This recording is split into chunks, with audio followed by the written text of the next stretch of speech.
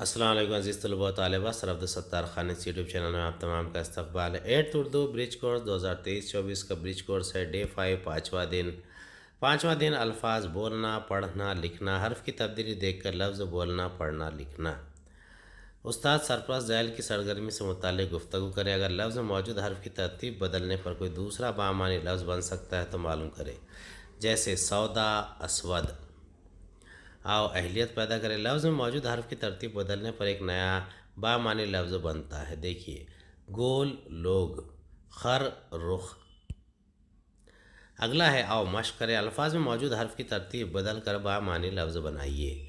महल, लहम, बात, ताब, रात, तार, मार, राम, शाल, लाश, चार, राज, फौज, जोफ, इर्म, मरा, शराब, बारिश, खुर्ब, बरख, रोद, दौर, फर्श, शर्फ, रेश, शेर, राज, जार भी हो सकता है।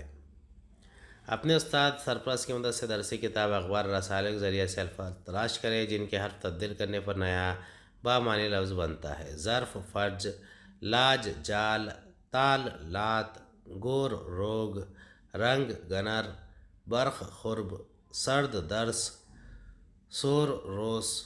इसके अलावा बना सकते हैं जार, राज। उम्मीद है आपको हमारा वीडियो पसंद आया होगा। अगले वीडियो में दोबारा मुलाकात होगी। खुदा हाफिज़।